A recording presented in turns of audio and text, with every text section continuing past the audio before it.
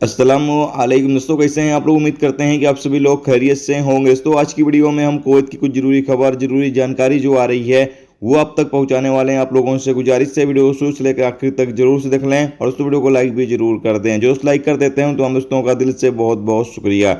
चलिए बढ़ते हैं अपडेट तरफ। पूरी क्या अपडेट आपको बताते हैं। सबसे पहली खबर, कुवैत के अंदर जो बैचलर लोग हैं 18 नंबर वीजा वाले, उन लोगों के लिए एक नया कानून जारी कर दिया गया है। बताया गया है कि उनकी जब सिविल आईडी यानी इकामा रिन्यूअल किया जाएगा तो इकामा रिन्यूअल करते वक्त ये एक जांच की जाएगी कि जो उनके सिविल आईडी पर एड्रेस लिखा हुआ है बंदे वहीं रहते हैं या फिर उन्होंने अपना एरिया या फिर यूं कह लें कि अपना जगह चेंज कर दिया है। अगर जगह चेंज किए होंगे तो हो सकता है आपका इकामा रिन्यूअल ना किया जाए। तो इसीलिए यहाँ पर एक कमेटी बैठाई जाएगी और बताया गया है कि ये कमेटी पूरी तरीके से जांच करेगी। इकामा रिन्यूअल करने से पहले वर्कर का जांच किया जाएगा, बैचलर वर्कर का जांच किया जाएगा कि जिस जगह का उसका सिविल आईडी पर यानी इकामे पर एड्रेस लिखा हुआ है वो बंदा उसी जगह रहता है या फिर कहीं दूसरी जगह रहता है, अपना अड्डा जो है वो चेंज कर दिया है। ये चेक करने के बाद ही इकामा रिन्यूअल किया जाएगा। तो ये एक और नया कानून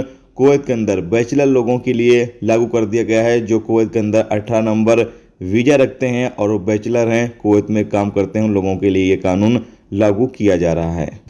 इसके अलावा अगली अपडेट यह है कि कुवैत में डीजल की धांधली में 12 लोगों को गिरफ्तार किया गया है। जैसा कि आपको पता ही है कि बहुत सारे लोग सब्सिडी वाला डीजल हासिल करके और फिर उसको इधर उधर बेच देते हैं। तो बताया जा रहा है कि जो लोग डीजल की धांधली करते हैं उनके खिलाफ यहाँ पर कानूनी कार्रवाई की जा रही है और 12 लोगों को कुवैत के अंदर गिरफ्तार किया गया है।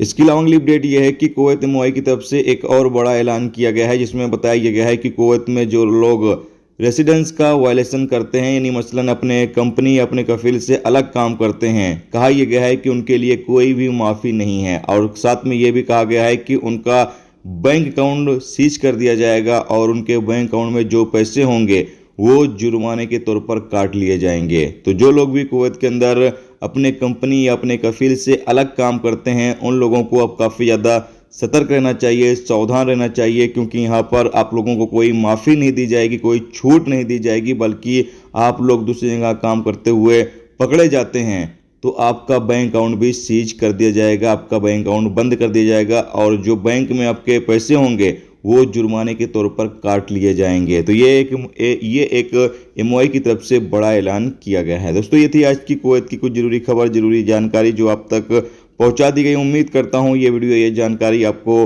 अच्छी लगी है तो प्लीज़ दोस्तों वीडियो को लाइक करके जरूर जाएं। जो दोस्त चैनल पर नए हैं उनसे गुजारिश है प्लीज़ चैनल को भी सब्सक्राइब जरूर कर लें।